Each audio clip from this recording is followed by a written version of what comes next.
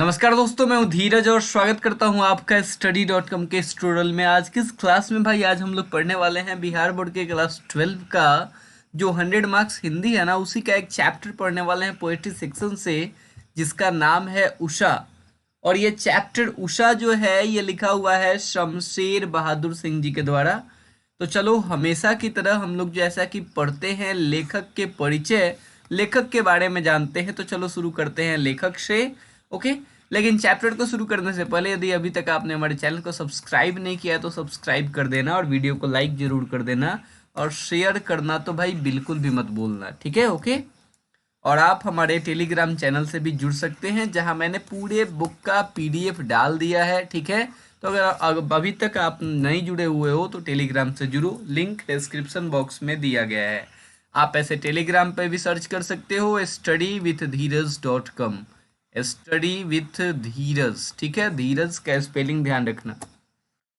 Now बात करते हैं लेखक का। 13 जनवरी 1911 में जन्म हुआ था इनका, मतलब कि शमशेर बहादुर सिंह का, और 1993 में इनकी मृत्यु हो गई थी, ठीक है? जन्म कहाँ हुआ था? उत्तराखंड, देहरादून में, ठीक है? देहरादून उत्तराखंड में पड़ता है। ओके, चार धाम जहाँ पड़ते हैं, चारों धाम के नाम अगर आपको पता है तो आप कमेंट करो, ठीक है? उत्तराखंड में चार धाम कौन कौन से हैं? माता पिता इनके कौन कौन से थे? तो माता पिता थे प्रभु देई और तारीफ सिंह, ठीक है? माता का नाम प्रभु देई और पिता का नाम तारीफ सिंह, ठीक है? शिक्षा की बात करें, 1928 में हाई स्कूल मतलब कि मैट्रिक पास किया, ठीक है, जिसको माध्यमिक कहा जाता है। और 1931 में इन्होंने इंटर पास किया, ठीक है? 1933 में बीए और आगे इन्होंने 1938 में एमए किया, ठीक है? तो इस तरीके से इनका कार्यकाल रहा, ये इनकी शिक्षा दीक्षा रही। सबसे महत्वपूर्ण चीज़ जो हम लोगों को देखना है वो है इनकी कृतियाँ, कौन कौन सी रचनाएं इन्होंने लिखी।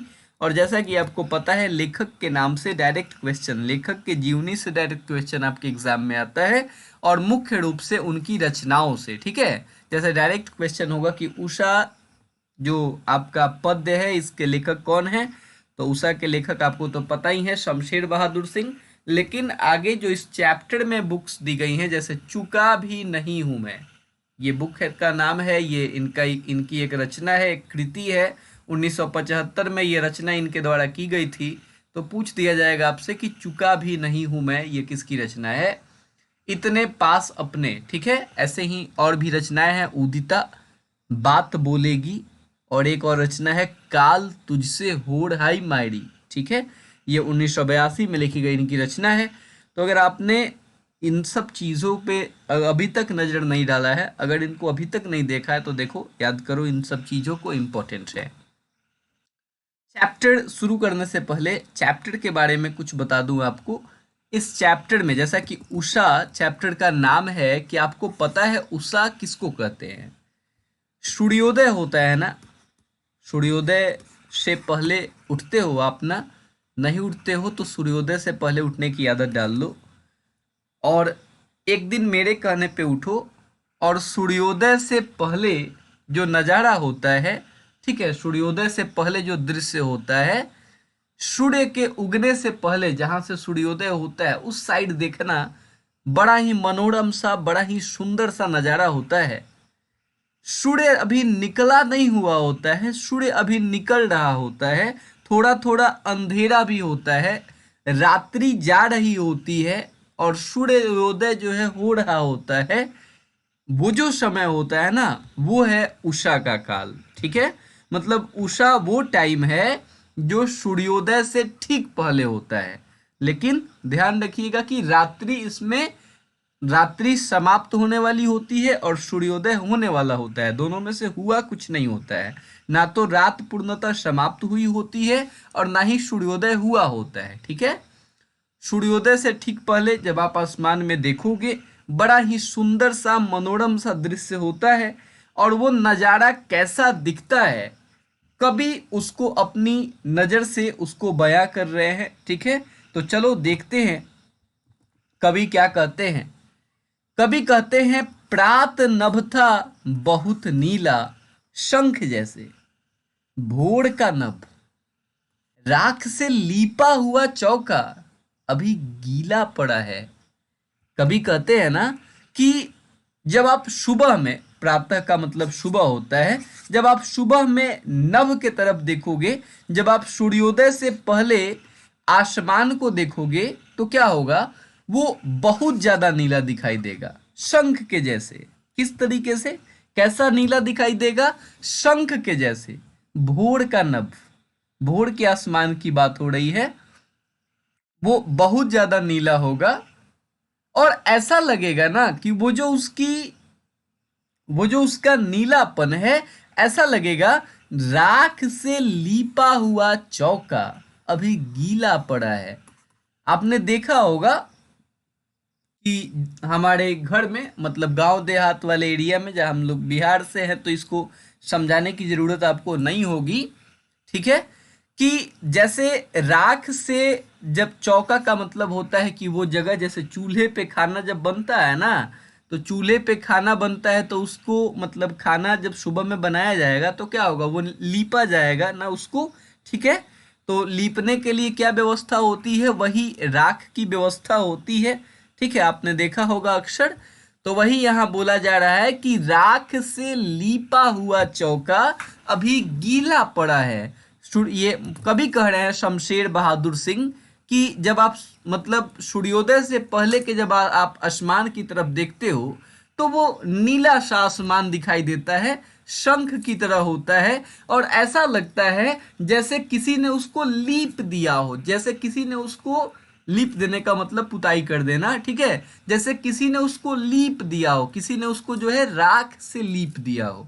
इस तरीके से भोर का नज़ारा कुछ ऐसा ही दिखाई देता है आपको, ठीक है। कवि, देखो इस पूरे के पूरे चैप्टर में कवि ने क्या किया है कि जो प्रभात कालीन वेला है या जो प्रातः कालीन वेला है, वो उसी का यहाँ पे कवि ने एक मनोरम दृश्य का वर्णन किया है। जैसे कि आपको पता है कि वो सौंदर्य की साम्राज्ञी है, सौंदर्य की रानी है, खूबसूरती की रानी होती है, जो सुबह का नज़ारा होता है, और उसी का वर्णन जो है कवि ने यहाँ पे किया है। कभी कहते हैं कि वो भोर का जो टाइम होता है उस समय आसमान जो है ऐसा लगता है जैसे राख से लीपा हुआ है, जैसे चौके को राख से लीप दिया जाता है वैसे ही आसमान दिखाई देता है। बहुत काली सील जरा से, लाल केसर से, कि जैसे धुल गई हो, स्लेट पर या लाल खड़िया चाक मल दी हो किसी ने। ऐसा लगता है ना कि वो आसमान जो है उसको काली सील, काली सील का, सील का क्या मतलब होता है, जैसो आपके बुक में लिखा हुआ है कि सील जो होता है ना, एक तरीके का पत्थर होता है जिसपे मसाला पीसा जाता है। अब तो सारे के सारे मसाले जो है पीसे हुए आ रहे हैं कंपनीज के द्वारा, लेकिन पहले जमाने में जो है, आपने देखा होगा अक्सर, अगर आपको याद हो तो, कि पहले जमाने में क्या होता था कि मसाला जो है वो पीसा जाता था, सिलवट पे पीसा जाता था, वो सील पे पीसा जाता था, पत्थर पे पीसा जाता था। पत्थर बड़ा ही काला होता था, और उस पत्थर को, वो जो पत्थर है वो काला होता था, और उसका वो जो रंग है जो हम लोग देखते हैं, वो रंग लाने के लिए क्या किया जाता है, उस पे लाल केसरिया पत्थर मला जाता है, मतलब उसके कालेपन को दूर किया जाता है, ठीक है ना। तो जब उसके, मतलब उस पे लाल केसर मला जाता है काली शील पे, काली पत्थर पे, शील मतलब पत्थर, तो उसका क्या होता है, उसका जो है वो कालापन धुल जाता है। जैसे आप स्लेट पे लाल खड़िया, खड़िया का मतलब चौक, जिससे खल्ली, जिससे आप लिखते हो, जैसे आप स्लेट पे, काली स्लेट पे जब आप लाल खल्ली से लिखते हो तो क्या होता है, ऐसा लगता है कि जैसे उसका कालापन जो है वो क्या हो रहा है, धुल गया है, ठीक है ना, जैसे उसका कालापन धुल गया है। तो वैसे ही आसमान जो है वो रात हुई होती है, और अब धीरे धीरे क्या हो रहा होता है, सवेरा हो रहा होता है। तो आसमान में भी ऐसा लगता है कि जैसे वहां किसी ने लाल खड़िया से, लाल केसर से किसी ने उसको मल दिया है, लाल केसर उस पे, लाल खड़िया किसी ने उस पे मल दिया है, और आसमान का जो कालापन है, मतलब जो रात वाली कालीपन है, वो धुल गई है, वो खत्म हो गई है। ठीक है, ऐसा नजारा प्रतीत होता है वहां पे। ओके, आगे कहते हैं, कभी नील जल में या किसी की गौड़ झिलमिल देह जैसे हिल रही हो। ऐसा लगता है ना सुबह के समय में कि जैसे पूरा पूरा आसमान जो है वो नीला होता है, और उस पे जो है क्या होता है, उस पे जो है वो पूरे नीले आसमान में आप देखोगे कि वहां पे पूरी लालिमा छाई हुई रहती है। ठीक है ना, वहां पे ऐसा लगता है जैसे कि भोर का नीपा हुआ जो है, लीपा हुआ वो चौका हो। ठीक है, इस तरीके की चीजें वहां, इस तरीके का दृश्य प्रतीत होता है। और ऐसा लगता है कि उस नीले जल में, मतलब उस नीले आसमान में, वो नीले आकाश में जो है किस किसी की गौर झिलमिल देह जैसे हिल रही हो। ऐसा लगता है कि कोई सुंदरी जो है उस नीले जल से बाहर आ रही हो। ऐसा लगता है किसी का देह वहां हिल रहा हो, मतलब किसी का गोरा बदन जो है, किसी का गोरा रंग, वहां वहां से कोई गोरे रंग की सुंदरी कोई बाहर आ रही हो। मतलब ये इशारा जो है सूर्य के तरफ किया गया है कि नीले आसमान में जो है जब सूर्योदय होता है तो ऐसा लगता है कि नीले जल से, नीले सरोवर वाले जल से जो है क्या होता है, कोई सुंदरी वहां से बाहर आ रही हो। वो अपनी आभा बिखेरते हुए, आभा का मतलब किरण होता है, वो अपनी आभा चारों तरफ फैलाते हुए जो है वो बाहर आ रही हो। इस तरीके से नजारा कुछ प्रतीत होता है। और और क्या होता है, वो जब सुंदरी जो है आती है तो क्या होता है, और जादू टूटता है इस उषा का, अब सूर्योदय हो रहा है। और क्या होता है, जब सूर्योदय होता है ना, तो ये जो सुंदरी है, मतलब उषा जो है, इसको सुंदरी के रूप में दिखाया गया है कि जब उसकी आभा, जब सूर्य की किरणें जो है जब आगे की तरफ आती हैं, ऐसा लगता है कि कोई सुंदरी जो है बाहर निकल रही हो उस नीले जल से।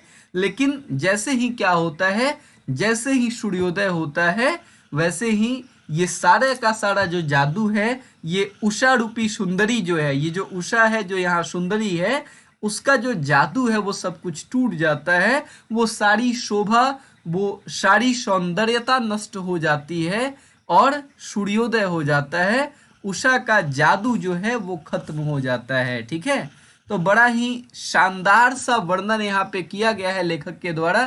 Thank you so much for watching this video. Okay, और बाय। शेयर करना इस वीडियो को अगर आपको पसंद आया हो तो।